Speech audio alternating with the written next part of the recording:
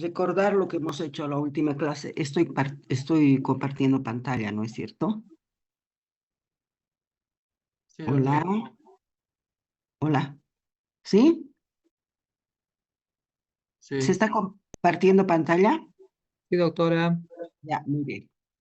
Entonces les decía que en la última clase hemos hecho las alteraciones. Bueno, estamos en adaptación celular y dentro de esa adaptación hemos hecho un tipo de adaptación celular que era la alteración en la maduración de las células. Y que se trataba de la metaplasia, y decíamos que la metaplasia es la sustitución de una célula madura lesionada por otro tipo de célula madura normal, pero que venía de la misma capa germinativa, ¿no es cierto? O de la misma estirpe, por ejemplo, epitelio por epitelio, tejido conjuntival por tejido conjuntival. Eso con relación a la metaplasia. Y luego veíamos diferentes tipos de metaplasia. Por ejemplo, aquí tenemos una metaplasia escamosa, que es en la mucosa endocervical, de la mucosa endocervical del cuello uterino, que tiene un epitelio de revestimiento cilíndrico simple. Y cuando hay lesión de este epitelio cilíndrico simple, que es normal con los núcleos que tiene rechazado hacia la membrana basal, porque es productora de moco, hay bastante pacolas de glucógeno encima de los núcleos, esta es la membrana basal, entonces los núcleos están muy apretaditos hacia la membrana basal y tiene abundante citoplasma vacuolado supranuclear, porque este glucógeno después tiene que ser liberado, inclusive perdiendo un poco de su citoplasma apical, para poder lubricar el conducto endocervical. Entonces, cuando se lesionaba este epitelio normal, se sustituía por otro tipo de epitelio también normal, pero este epitelio era más resistente, por eso es que se ha sustituido por epitelio estratificado plano sin queratina. Es normal este epitelio, pero no realiza las mismas funciones. Esta es productora de moco y este epitelio estratificado plano no produce moco. Entonces, por eso se decía de que estos focos de sustitución de las células maduras por otro tipo de células maduras eran fácilmente asiento de tumores malignos. Por eso se dice que la metaplasia es arma de doble filo. Acá tenemos otro tipo de metaplasia escamosa, también la mucosa del cuello uterino. Acá ven ustedes las glándulas endocervicales.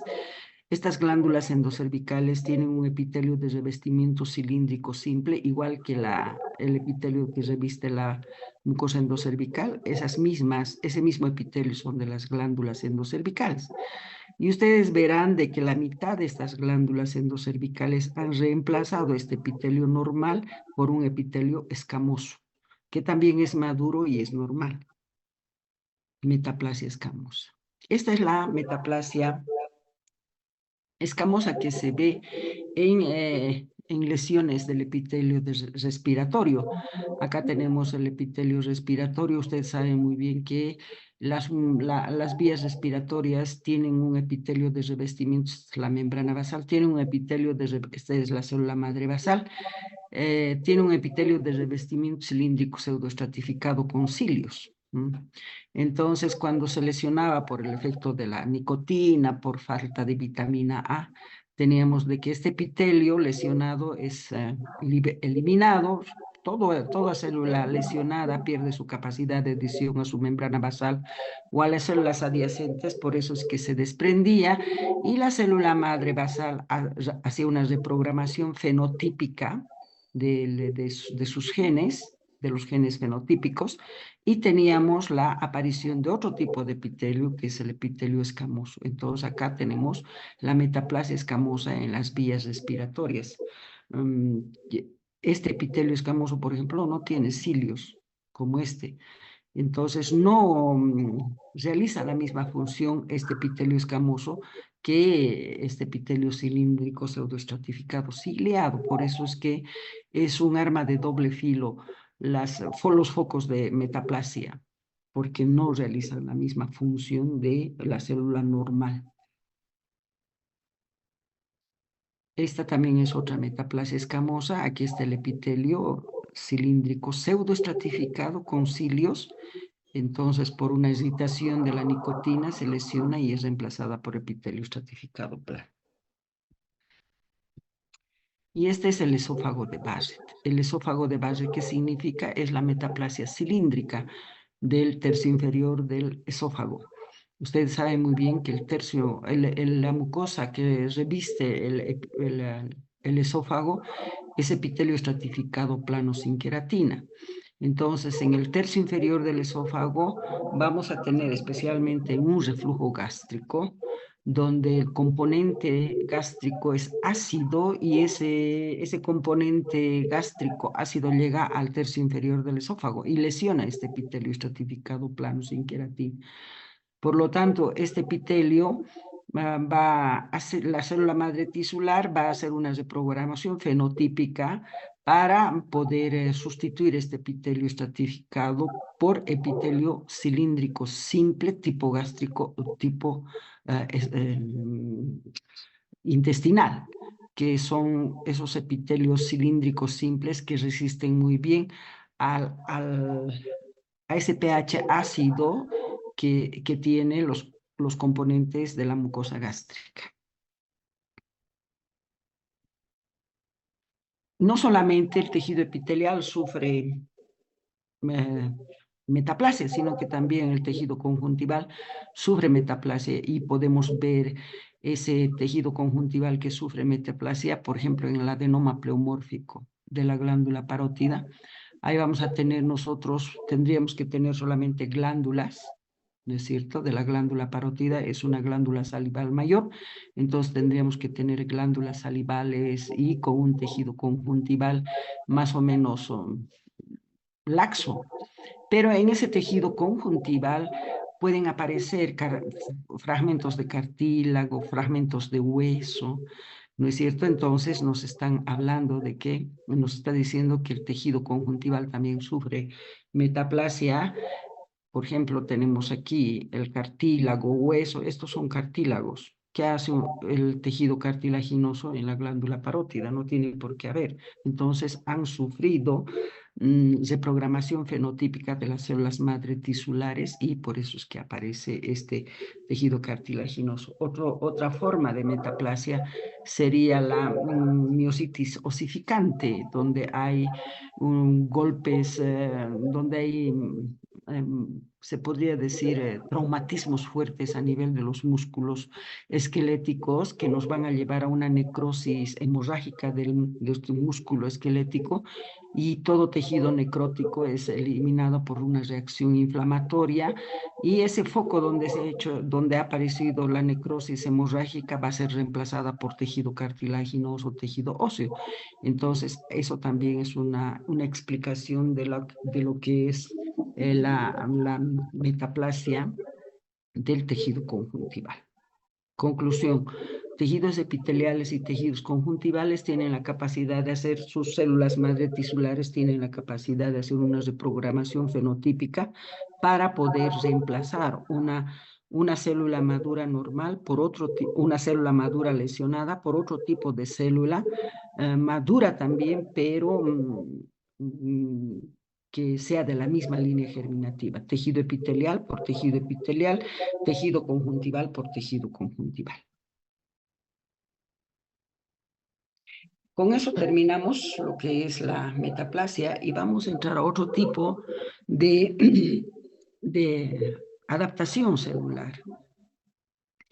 En el texto que tenemos no habla de la displasia, pero muchos textos de patología dicen que la displasia también es una forma de adaptación celular. Y se caracteriza porque hay una alteración en la diferenciación y en la maduración celular, la displasia, y que solamente afecta al tejido epitelial. La displasia solo afecta al tejido epitelial y la displasia se caracteriza porque hay una alteración en la maduración de las células. ¿Sí? Entonces, la displasia es una alteración en el desarrollo, maduración o diferenciación celular. Esta alteración en la maduración o diferenciación celular se acompaña de metaplasia y de hiperplasia. Por eso es que se llama también hiperplasia atípica. Pero Solo los tejidos epiteliales sufren displasia. Se dice que la displasia es por falta de maduración de las células, que se ocurre en el tejido epitelial, donde células completamente inmaduras, como tenemos las células basales, podrían aparecer en estratos superiores, donde solamente tendrían que haber células maduras. Ustedes saben muy bien que las células maduran y a medida que van madurando van cambiando de forma, según a la función que van a realizar. Eso es maduración de las células. Las células, cuando se dicen que son maduras, cuando realizan una función metabólica determinada, y gracias a esa función metabólica determinada van a tener diferentes formas. La célula caliciforme, por ejemplo, tiene la forma de una copa, de un matraz. ¿Por qué? Porque esta célula caliciforme está especializada para secretar gran cantidad de glucógeno, de moco, ¿no es cierto? Por eso es que los núcleos en las células caliciformes se encuentran muy apretaditas a la membrana basal, porque las vacuolas de moco que se ven en el citoplasma tienen que ser eliminados hacia el exterior. Entonces, por eso la forma hacia la función. Y cuando estamos hablando de displasia, entonces vamos a tener de que en los espacios donde tienen que haber células maduras, vamos a encontrar células completamente inmaduras. Estas células pueden presentar divisiones, muchas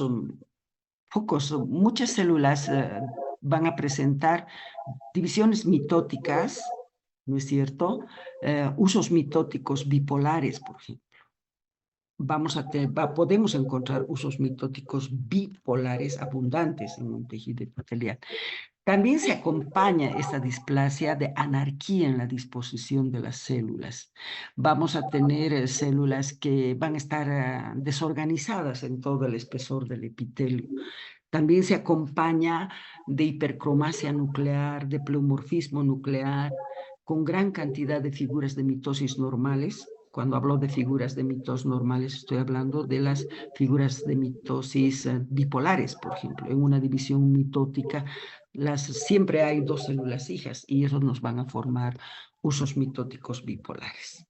Entonces, el crecimiento y la división celular en la displasia todavía está controlada en el ciclo celular. Está controlada. ¿Eso qué significa? De que las células evidentemente van a aumentar un poco de volumen, pero no va a ser exagerada, porque todavía está controlada la división, el crecimiento celular. Y si bien van a haber muchas figuras de mitosis, pero las mitosis siempre van a ser de una célula que se divide en dos células hijas, porque es la división mitótica. La división mitótica se caracteriza que de una célula madre van a haber dos células hijas, no puede haber más. ¿Y eso por qué? Es porque todavía está controlada esta célula, su crecimiento y su división celular. Características. Es una respuesta a estímulos crónicos patológicos.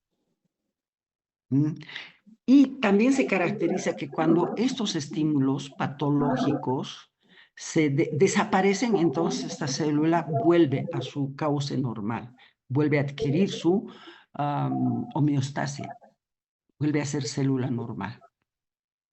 Es evidente que la displasia es preneoplásica, pero no se considera neoplasia porque, como les digo, todavía su crecimiento y su división celular está controlada en el ciclo celular.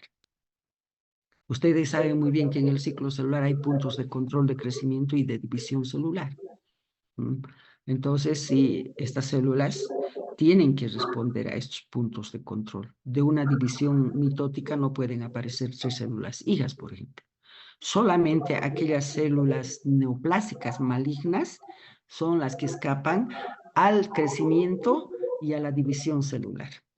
Por eso es que, como escapa al control del crecimiento y división celular, las células malignas, por ejemplo, tienen tamaños muy exagerados Y en ese tipo de patologías malignas podemos encontrar inclusive usos mitóticos tripolares, tetrapolares. ¿Eso qué significa?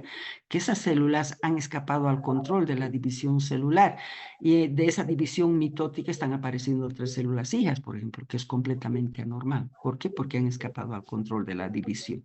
Eso ocurre, pero en las células malignas. Esto de la displasia estamos diciendo que es una lesión preneoplásica que si continúan los estímulos patológicos, evidentemente eso ya no va a poder soportar, adaptarse y va a tener que romper su homeostasia y va a tener que ser una célula anormal. ¿Cuáles son los criterios histopatológicos para poder para poder reconocer una displasia? Tenemos criterios histopatológicos del tejido epitelial afectado. Este tejido epitelial afectado tiene que presentar mayor número o mayor capa de células epiteliales. Por eso se dice que la displasia va acompañada de hipertrofia celular y de anarquía de las células. Luego hay una disposición desordenada de las células a nivel de la capa basal y de la capa superficial. Toditas las capas van a estar completamente desordenados porque las células pierden su polaridad. A eso se llama pérdida de la polaridad cuando hay disposición desordenada en todo el epitelio. Hay pérdida de la polaridad, ahí está la pérdida de la polaridad, de los núcleos van en diferentes direcciones. Hay pleomorfismo celular, podemos encontrar células pequeñas, células grandes, células medianas, pero si bien hay pleomorfismo celular, repito, son células que todavía están dentro del control del ciclo celular. Hay un aumento de la relación núcleo-citoplasmático. Vamos a tener núcleos muy voluminosos, hipercromáticos, más núcleos muy grandes con escaso citoplasma. Eso es aumento de la relación núcleo-citoplasmático.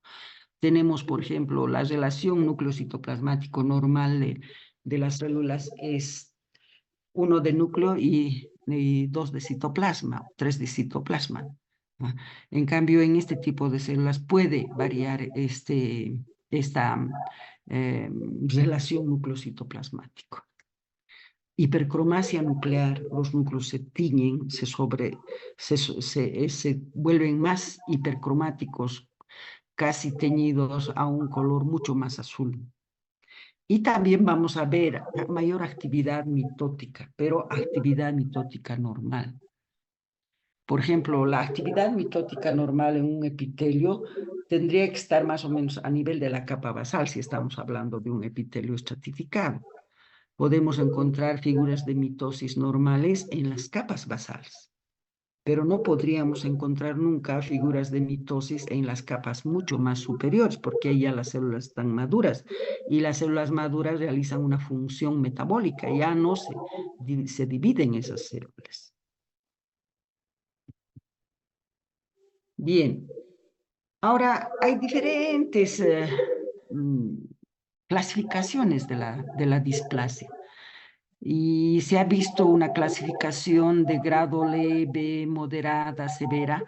Especialmente esto se explica en aquellos epitelios estratificados, como por ejemplo tenemos el epitelio estratificado de la mucosa exocervical.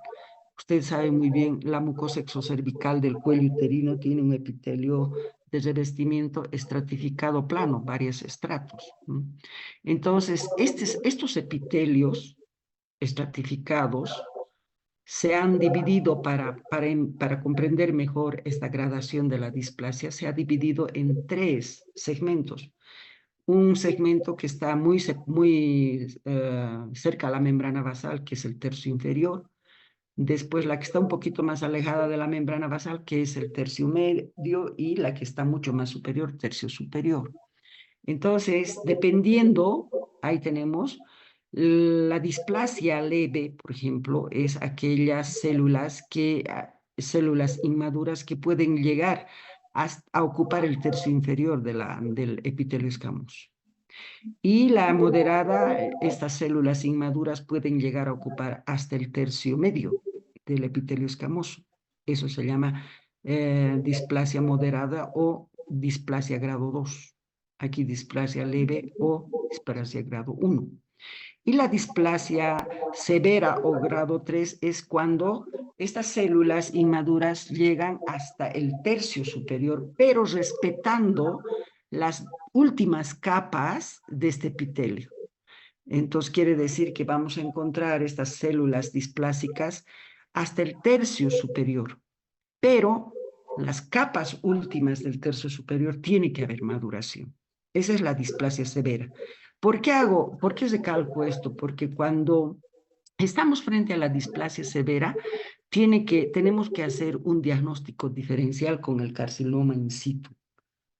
Entonces, repito, la displasia severa es que estas células inmaduras llegan hasta el tercio superior respetando las últimas capas de la célula donde encontramos la madurez de las células. Pero vamos a ver, aquí les estoy hablando es un epitelio estratificado plano, ¿sí? De la mucosa exocervical. Ahí tenemos la membrana basal, tenemos las células basales, que son las inmaduras, ¿no es cierto? Estas células, también hay las células madre tisulares, estas células basales inmaduras son las que se dividen, porque no se olviden que las células epiteliales son lábiles. Y miren, podemos tener estas células basales, por ejemplo, tienen los núcleos más alargados, ¿no es cierto? Estos son núcleos más alargados y perpendiculares a la membrana basal. Esta es la membrana basal y están bien asentaditas en la membrana basal, perpendiculares a la membrana basal. Estas células basales tienen escaso citoplasma porque es inmadura. Entonces puede haber hasta 2 hileras de células basales, no más. Y a medida que van madurando, ¿qué es la maduración? La maduración es adquirir una actividad metabólica. Y la actividad metabólica se hace en el citoplasma. Entonces, tienen que cambiar de forma estas células. Tienen que tener más citoplasma.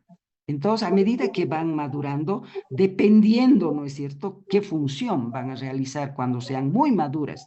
Si estamos dentro de un epitelio estratificado plano, entonces esta célula tiene que llegar a ser un núcleo aplanado paralelo, ¿no es cierto?, a la membrana basal. Su núcleo tiene que ser aplanado paralelo a la membrana basal con abundante citoplasma eosinófilo. Porque cuando estas células se lesionan, cuando este epitelio se lesiona, estas células tienen que tener la capacidad de sintetizar queratina y formar una lámina córnea, ¿sí? Pero en el epitelio, en la mucosa exocervical del cuello uterino, sabemos que es un epitelio estratificado plano sin queratina. Pero cuando se lesiona este epitelio puede aparecer queratina. Entonces estamos frente a una leucoplasia, que es una placa. Son manchas blanquecinas que aparecen en este y se dice leucoplasia y es un signo de premalignidad. Bueno, entonces les decía que estas células, cuando van madurando, se van cargando de más citoplasma dependiendo qué función van a realizar. Es por eso que miren, los núcleos se vuelven más redondos, más pequeños, se puede decir, con más citoplasma eosinófilo. Y a medida van, miren, aquí ya tenemos los núcleos más pequeños y ya están casi, podríamos decir, paralelos a la membrana basal, ¿ah? Entonces, con abundante citoplasma, aquí evidentemente tiene que ser un citoplasma bastante eosinófilo, porque se está cargando de gránulos de queratohialina, de queratina, todo eso. Y la célula más madura tiene núcleo aplanado paralelo a la membrana basal, por eso se dice epitelio estratificado plano, con abundante citoplasma. Ese es un epitelio estratificado plano normal, sin queratina. Y miren, entonces, este epitelio, para mejor estudio y para mejor comprensión de lo que es displasia y todo eso, se ha dividido en 3 capas.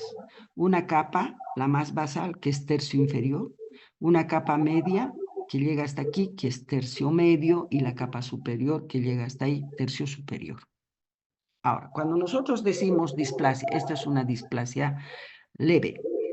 Esta es una displasia leve o grado 1. Miren, aquí tenemos las células, esta es la membrana basal, estas son las células inmaduras, redondas con casi escaso citoplasma. Y si ustedes ven, este núcleo aparece aquí.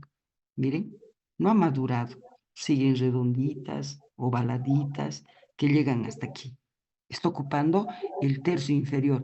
Hay pocas alteraciones morfológicas en la displasia moderada, en la displasia leve. Solamente vemos presencia de células inmaduras que ocupan todo el tercio inferior. ¿Mm? No hay mucha despolarización, hay un poco de despolarización, pero no es tan severa, ¿no es cierto? Aquí tenemos un poco de hiperplasia nuclear, entonces está ocupando todas esas características citológicas de la displasia, está en el tercio inferior y se dice displasia leve. Acá tenemos una célula que es un coilocito, ¿ah? Aquí hay un núcleo y hay un citoplasma. Hay una vacola que está rodeando al núcleo, a eso se llama coilocito, porque es una infección viral. Y esta es la displasia moderada. Miren, aquí se ve mejor. Miren las células basales. Las células basales se caracterizan porque tienen un núcleo más alargado y perpendicular a la membrana basal, ¿no? Esa es y con escaso citoplasma. Y estas células están llegando hasta el tercio medio. Miren, hasta aquí están llegando. Se puede ver. Hay leve despolarización. ¿Qué es la despolarización? La posición desordenada, leve despolarización de estas células. Hay leve hipercromasia. Esta es una figura de mitosis bipolar normal. Acá también hay otra figura de mitosis bipolar. Esas figuras de mitosis quiere decir que este epitelio es muy activo y esas células activas, inmaduras, están llegando hasta el tercio medio. Entonces, por eso se dice displasia moderada. En cambio, esta es una displasia severa y o carcinoma in situ. Vamos a ver por qué. Miren, estas células inmaduras llegan hasta aquí. Pero aquí todavía podemos ver un poco de maduración celular. Podemos ver núcleos que son aplanados paralelos a la membrana basal. Pero no es muy claro. Por eso aquí dice que displasia severa y o carcinoma in situ.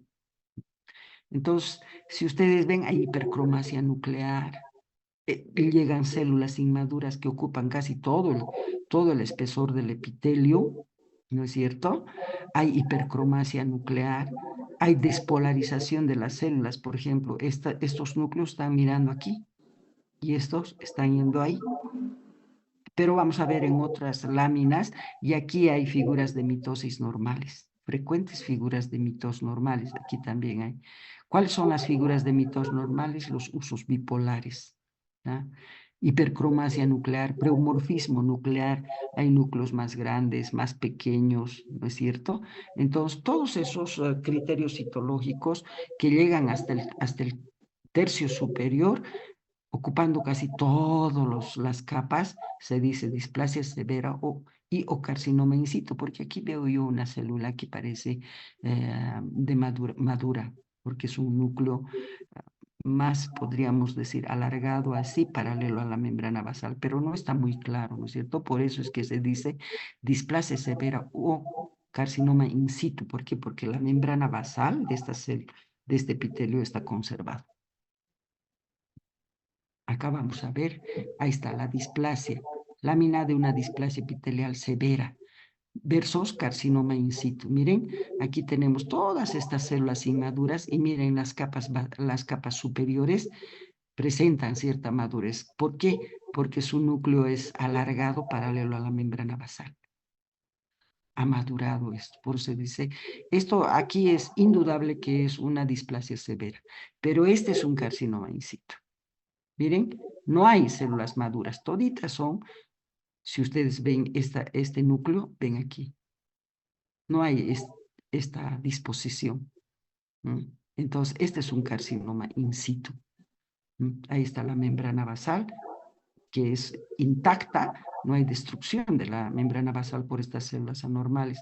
Y si les llama la atención, miren, núcleos bien voluminosos. Hay pleomorfismo nuclear, unos núcleos grandes, unos núcleos pequeños, unos núcleos alargados, otros redondos, ¿no es cierto? Despolarización de las células, miren, estos núcleos que tienen una posición así, a este lado, hay una despolarización de las células, pleomorfismo nuclear, unas son más grandes, otras son más pequeñas, los núcleos hipercromáticos, membranas nucleares más engrosadas en la periferia. Todo eso nos dice que es un carcinoma in situ. Bien.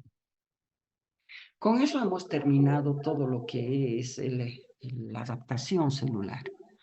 Hemos visto diferentes tipos de adaptación celular. Repito, la adaptación celular es frente a estímulos fisiológicos y patológicos. Las células, tanto epiteliales como conjuntivales, tienen la capacidad de adquirir una nueva homeostasia y de esa manera escapar a perder su homeostasia. Porque si pierde su homeostasia, entonces entramos a la lesión celular. Por eso es que ahora continuamos.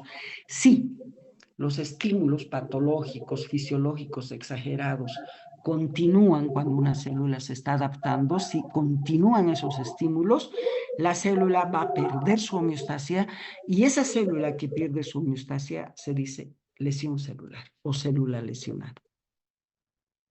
Entonces, adaptación celular es la adquisición de una nueva homeostasia frente a estímulos fisiológicos patológicos. Esta célula, si no escapa a estos estímulos que le están causando esta adaptación, va a perder su homeostasia y cuando pierde su homeostasia se convierte en célula lesionada. Por eso es que tenemos lesión celular cuando las células no superan los límites de la respuesta adaptativa. O sea, las causas son patológicas más que todo. Para hablar de lesión celular, o puede ser secundaria a la adaptación celular, que ha sido vencida por los estímulos fisiológicos exagerados o estímulos patológicos, entonces esa adaptación no ha logrado superar estos estímulos, pierde su homeostasia y entra lesión celular. O puede ser que estímulos patológicos directamente hagan que esta célula pierda su homeostasia. Entonces vamos a tener que hablar de lesión celular. ¿Qué es una célula lesionada? Es aquella célula que ha perdido su homeostasia, ha perdido su equilibrio entre su porción intracelular y extracelular. Pérdida de equilibrio entre la porción interna y la porción externa de la célula. Por lo tanto, lesión celular es cuando la célula ha perdido su equilibrio en su medio interno y su medio externo, frente a estímulos fisiológicos exagerados, cuando estamos hablando de la adaptación y que pasa a lesión, o directamente podría ser frente a estímulos patológicos. Las células lesionadas no solamente van a alterar su medio interno.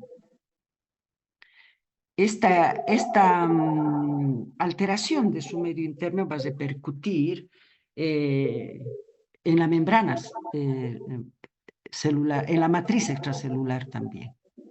O sea, todas las alteraciones que haya dentro de la célula repercuten en su matriz extracelular. Y por supuesto, entonces, las células lesionadas que están afectando a su matriz extracelular, entonces vamos a tener de que todas esas alteraciones de una célula lesionada van a repercutir en los tejidos y en los órganos. Todas estas modificaciones que se presenten en una célula lesionada van a determinar los diferentes patrones morfológicos y funcionales que aparecen cuando esta célula está perdiendo su homeostasia. Entonces, como es una célula que está perdiendo su homeostasia, entonces va a alterar su morfología, va a alterar su función. Y la alteración de la morfología y de la función se va a expresar como afecta a la matriz extracelular, a los tejidos, a los órganos. Entonces, esas alteraciones funcionales, estructurales que tiene la célula, se va a expresar en signos y síntomas de las enfermedades. Ahora, ¿cuáles son las causas de lesión celular? Las causas de la lesión celular pueden ser internas o externas. Tenemos causas desde las más sutiles, por ejemplo, tenemos las alteraciones del genotipo celular, mutaciones genéticas que van a llevar a las células a formar, por ejemplo, proteínas degeneradas, desnaturalizadas. O aberraciones genéticas, como ocurre, por ejemplo, en el síndrome de Down, donde en vez de que exista en una célula un cromosoma X y cromosoma Y para definir el sexo del varón, podríamos tener de que hayan dos cromosomas X y un cromosoma Y. Esa es una aberración de genética, ¿no es cierto?, que es causa del síndrome de Down. Entonces, desde las alteraciones más sutiles, que son las genéticas, mutaciones de la síntesis de proteínas estructurales, proteínas desnaturalizadas, hasta aquellas mutaciones del ADN que nos van a dar aberraciones genéticas como son el síndrome de Down.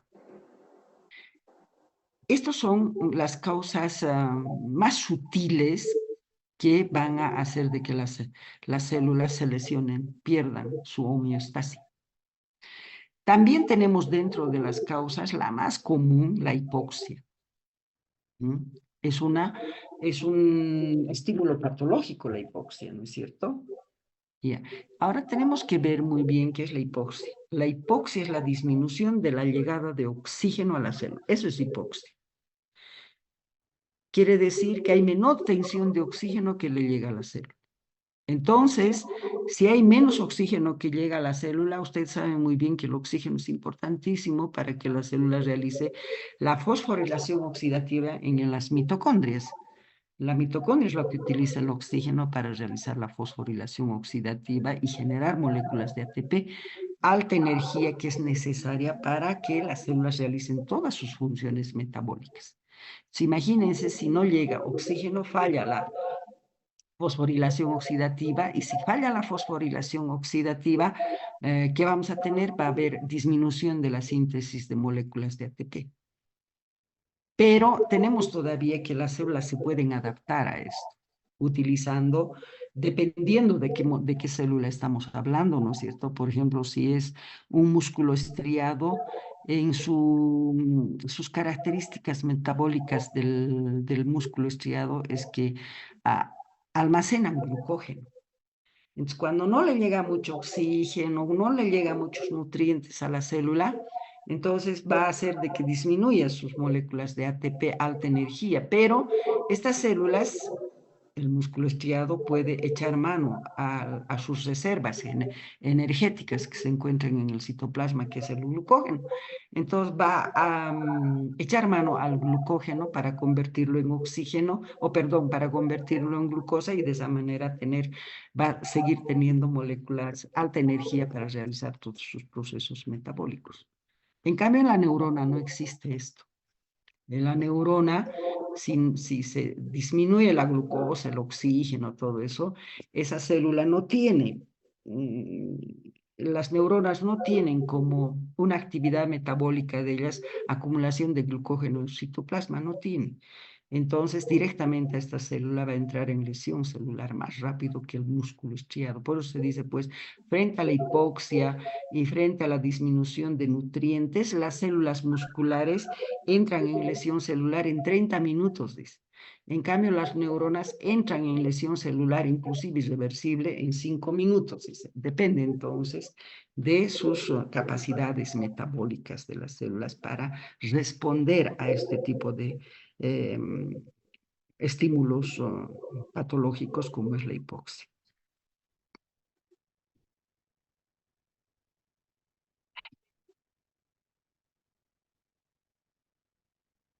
Ahora, tenemos que ver de que son varias las causas de hipoxia.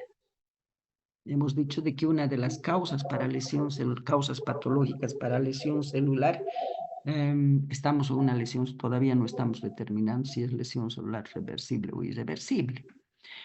Y las causas de la hipoxia, la falta de llegada de oxígeno a la sangre, pueden ser muchas. La isquemia, por ejemplo. ¿Qué es la isquemia? La isquemia es la llegada de menor cantidad de sangre a los tejidos y a las células. ¿Eso qué significa? Por la sangre llega oxígeno, llegan nutrientes. Entonces, cuando estamos hablando de isquemia, el problema es mucho más profundo que solamente hipoxia. Isquemia es una causa mucho más profunda.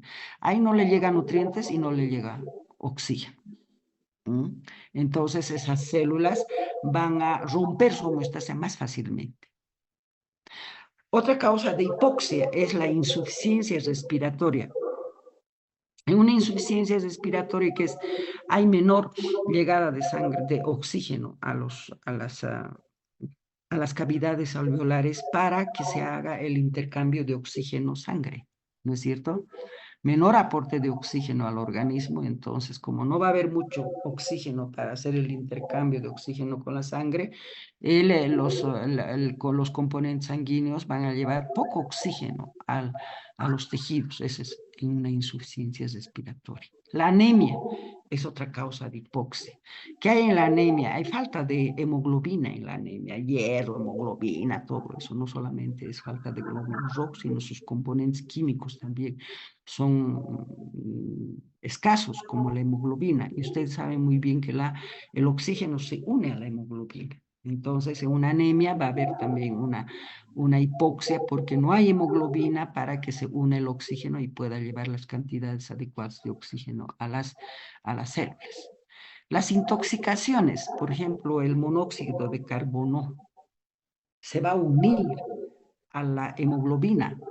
Entonces, la hemoglobina va a estar unida al monóxido de carbono y el oxígeno ya no se va a poder unir. Eso también nos va a llevar a una hipoxia e intoxicación por monóxido de carbono. Entonces, esas son las causas de hipoxia. Y la hipoxia es una causa patológica para la lesión celular reversible.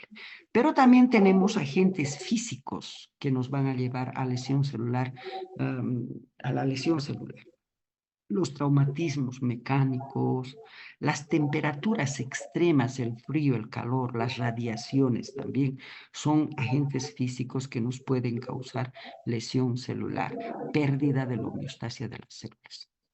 Hay también sustancias químicas que nos van a llevar a una lesión celular, fármacos, drogas, sustancias tóxicas. Imagínense la glucosa y la sal, que son sustancias que normalmente tienen que estar dentro del organismo. Cuando están, la glucosa, cuando está en cantidades exageradas, la sal en cantidades exageradas, soluciones hipertónicas van a lesionar a las células. Va a hacer perder el equilibrio hidroelectrolítico en las células y eso le va a llevar a la lesión celular. El oxígeno en concentraciones elevadas también es tóxico. Los venenos, las sustancias químicas, como por ejemplo el arsénico, el cianuro, el mercurio, ahora que estamos escuchando frecuentemente en el informativo, en las noticias de nuestro país. Los mineros que están extrayendo el oro están utilizando mucho mercurio y están contaminando el agua de los ríos y con esa agua de los ríos hacen los riegos de sus terrenos, las hortalizas, las verduras, los animales van ingiriendo todo eso y, bueno, pues nos llegan hasta nosotros, ¿no es cierto? Estos vegetales, la carne contaminada con mercurio por la sobreexplotación del oro donde se utiliza el mercurio. Imagínense cómo nos están envenenando estas explotaciones mineras descontroladas que el gobierno permite hacer. Es también, imagínense, nos van a llevar a una lesión celular reversible y irreversible hasta la muerte. Los insecticidas, las herbicidas, el alcohol que es tóxico para los hepatocitos. Como verán, hay N causas para hablar de lesión celular. Agentes infecciosos, los virus, las bacterias, los hongos, especialmente los virus que son intracitoplasmáticos. entran, los virus tienen que estar dentro de una célula para poder replicarse, porque solamente tienen una cadena de ARN y para poder dividirse necesitan del ADN de la célula y de esa manera se hacen la replicación vírica dentro de las células utilizando el ADN de las células. Y cuando se replican estos, empiezan a llenarse dentro del citoplasma de las células y van a reventar las células y de esa manera estos virus van a quedar libres y van a ir a buscar otras células, ¿no es cierto? Y de esa manera entonces también estamos hablando de una lesión celular irreversible. Reacciones inmunológicas. Hay muchas reacciones inmunológicas frente a agentes externos infecciosos, como son los virus, sustancias ambientales que desencadenan reacciones alérgicas, por ejemplo, el polen de las flores, el pelo del gato, etcétera, etcétera, que te produce reacciones alérgicas, ¿no es cierto? Eso también nos va a llevar a una lesión celular. Los desequilibrios nutricionales, la obesidad, la desnutrición, ¿no es cierto? Déficit proteo-calórico que va a llevar al kwashiorkor o la desnutrición, déficit de la vitamina, la obesidad que está relacionada con la diabetes y el cáncer, las dietas que son ricas en lípidos, que nos van a llevar a una colesterolosis, el aumento del colesterol en sangre, y eso nos va a llevar a la colesterolosis, que es el depósito de colesterol en la lámina propia de la pared de los vasos sanguíneos, y este colesterol va a formar las placas ateromatosas, y esas placas ateromatosas se pueden calcificar, entonces estamos hablando de vasos sanguíneos que están completamente de paredes muy duras, y eso nos va a llevar a una hipertensión arterial, y la hipertensión arterial el corazón tiene que vencer aquella hipertensión arterial, entonces podemos tener enfermedades cardiovasculares que pueden terminar en un infarto cardíaco. Bien, todas esas, como verán, las causas de lesión celular son infinitas. Son infinitas. Estamos viendo hasta el déficit de oxígeno es una causa de lesión celular. Ahora vamos a ver cuáles son los principios generales de la lesión celular. Las respuestas de las células a estos estímulos patológicos dependen, miren, dependen del tipo, del estímulo y de la célula. Tenemos que tomar en cuenta por qué esa célula se ha lesionado frente a una hipoxia. Esta célula, ¿por qué se lesiona? Y esta célula, ¿por qué no se lesiona? Entonces, depende para entender por qué una por qué una célula se lesiona más rápido que otra. Entonces, tenemos que tener en cuenta el estímulo. ¿Qué estímulo es? Tipo de estímulo, duración del estímulo y la intensidad del estímulo. Pero no solamente tenemos que tomar en cuenta el estímulo, tenemos que tomar en cuenta también la célula. ¿De qué célula estamos hablando? Estamos hablando de células. ¿De qué tipo de diferenciación? Su estado metabólico de la célula, como hace rato les decía que las células musculares, por ejemplo, tienen una característica metabólica de que pueden almacenar glucógeno como reserva energética. Esa es una característica metabólica que tienen las células musculares, la neurona no. Entonces depende de su estado metabólico, de su capacidad de adaptación, si es una célula muy diferenciada, si no es una célula muy diferenciada. Entonces miren, para poder hablar de lesión celular hay que tomar en cuenta primero el estímulo, qué tipo de estímulo es, duración, intensidad y el tipo de célula, con todas sus características metabólicas, capacidad de adaptación, etcétera, etcétera. Entonces, tomando en cuenta esto, vamos a poder entender por qué unas células se lesionan más rápido que otras células frente al mismo estímulo, por ejemplo. Ahora, ¿cómo responden las células frente a un estímulo? ¿Cómo responden estas células? Si nosotros ponemos a una célula frente a cualquier estímulo, las células lo primero que van a hacer, alterar todos sus componentes bioquímico-moleculares. Esto ya hemos visto en adaptación. Alteran todos sus componentes bioquímico-moleculares. Y ustedes saben muy bien que estos componentes bioquímico-moleculares, como por ejemplo los de los aminoácidos, los hidratos de carbono, las proteínas, todos esos son componentes bioquímico-moleculares. Eso hace la estructura y la función de cada célula, de cada componente intracitoplasmático. ¿Ah? Y no solamente del componente intracitoplasmático, sino que también del núcleo. Entonces, cuando estemos viendo cómo está respondiendo la célula frente a este estímulo, tenemos que entender cómo va a modificar sus componentes bioquímico-moleculares. Y esa modificación de sus componentes bioquímico-moleculares van a afectar a la estructura de la célula y a la función de la célula, por supuesto. ¿Mm? Entonces, así tenemos que entender por qué esa célula ha perdido su homeostasis. Ahora, este nivel de análisis estructural y funcional que se hace en lo más pequeño que tiene la célula, en sus componentes bioquímico-moleculares, nos va a permitir entender por qué cambia esta estructura, por qué cambia de función la célula lesionada. ¿Cuáles son esos mecanismos de lesión celular? Frente a los estímulos fisiológicos exagerados o patológicos, miren, las células responden alterando sus componentes bioquímico-moleculares que repercuten en la estructura y la función de cada uno de sus componentes intracitoplasmáticos o nucleares. Si nosotros vemos cuáles son esos componentes estructurales y funcionales dentro del citoplasma, diremos pues componente estructural intracitoplasmático, la mitocondria, el retículo endoplásmico rugoso, el aparato de Golgi, los lisosomas, los proteosomas, los peroxisomas. Y también tenemos proteínas funcionales como las chaperonas, las ubiquitinas, las moléculas transportadoras, la dineína, la cinesina. Después tenemos también las proteínas estructurales del citoesqueleto, como los microtúbulos.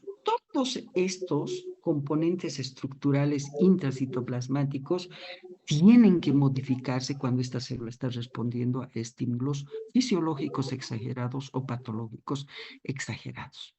Por eso es que vamos a ver, pero no solamente los componentes intracitoplasmáticos se alteran, sino que también el núcleo, componentes nucleares. Ustedes saben muy bien que en el núcleo existen las proteínas intranucleares, el ADN, el ARN, ¿no es cierto? Las enzimas que van a ayudar a la replicación del ADN, por ejemplo, la polimerasa, ADN polimerasa. Estas son enzimas. ¿Y qué son las enzimas? Son proteínas altamente específicas que van a degradar o van a construir los elementos intracitoplasmáticos. Esas son las enzimas. Bien, entonces vamos a hablar de todos estos componentes intracitoplasmáticos para poder entender por qué una célula frente a un estímulo fisiológico pierde su homeostasis. Ahí tenemos la membrana plasmática. ¿Qué va a pasar con la membrana plasmática frente a un estímulo patológico? Va a perder su semipermeabilidad. Ustedes saben muy bien que la membrana plasmática es semipermeable, deja pasar sustancias muy pequeñitas y las sustancias que son necesarias para la célula no dejan pasar. Por eso se dice que son semipermeables. Ahora es cierto que en la membrana plasmática existe el transporte activo, el transporte pasivo.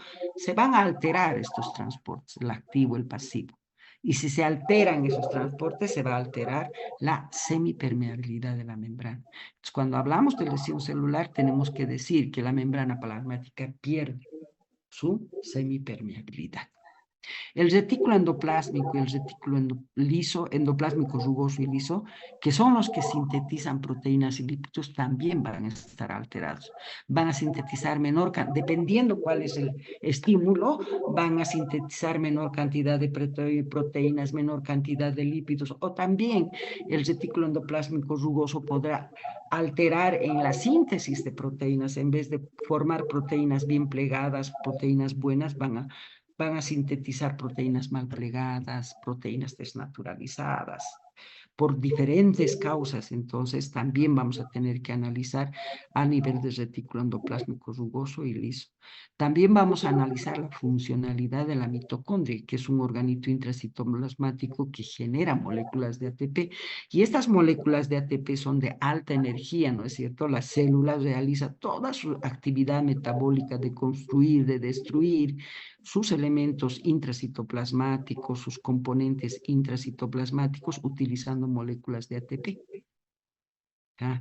Y también sabemos que cuando se está formando estas moléculas de alta energía, moléculas de ATP, en ese proceso de sintetizar moléculas de ATP también forman radicales libres de oxígeno, los famosos EROS, que son sustancias muy tóxicas para la célula. Entonces vamos a tener que entender por qué estas moléculas, estos EROS, moléculas, los radicales libres de oxígeno, se van acumulando en las lesiones celulares, porque en las células lesionadas, estas radicales libres se van acumulando dentro de la célula. Vamos a ver por qué. Ahora también la lesión de las membranas de los lisosomas. ¿Qué pasa cuando las membranas de los lisosomas se lesionan? Entonces, cuando hay una lesión de las membranas de los lisosomas, ¿qué vamos a tener? Vamos a tener liberación de las enzimas hidrolíticas ácidas. Son 40 enzimas hidrolíticas ácidas. Y cuando estamos hablando de célula normal, decimos que todos sus componentes intracitoplasmáticos están enmarcadas y separadas con membranitas, con vesículas. ¿Por qué? Porque de esa manera están protegiendo a todos los componentes estructurales y funcionales del citoplasma celular a que no sean atacadas por enzimas que las pueden degradar.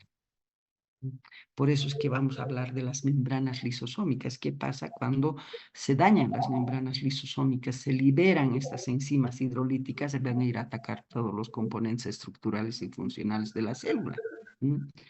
Y se altera también la mitosis de las células. Vamos a ver por qué se altera la mitosis de las células, etc. Cuando la célula está respondiendo a un estímulo, se producen cambios. Bueno, primero vamos a ver cómo alteran la función de todos estos componentes intracitoplasmáticos y intranucleares. Va a haber una alteración de la función, va a haber una alteración en la estructura. Y eso nos va a llevar a entender por qué la célula ha perdido su homeostasia y por qué esa célula está realizando funciones anormales. Entonces, vamos a ver cuando frente a un estímulo, qué tipo de cambios se presentan. Miren, frente a cualquier estímulo, primero hay cambios de los componentes bioquímico-moleculares. Lo más finito. Cuando aparece un estímulo patológico, los primeros que reaccionan son los componentes bioquímico-moleculares.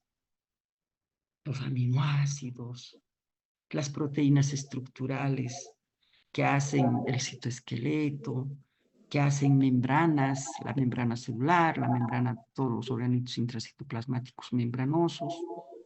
Hay proteínas funcionales, una cosa son proteínas estructurales y otra cosa proteínas funcionales. En el citoplasma, la ubiquitina, las chaperonas, esas son proteínas funcionales. Todos estos componentes se van a alterar en su función. Entonces, hay una alteración en lo más finito de la célula, que son esos componentes bioquímico-moleculares, por supuesto que eso va a repercutir en la función y en la estructura de la célula. Por lo tanto, va a haber modificaciones de las formas microscópicas, de las formas macroscópicas de estas células lesionadas.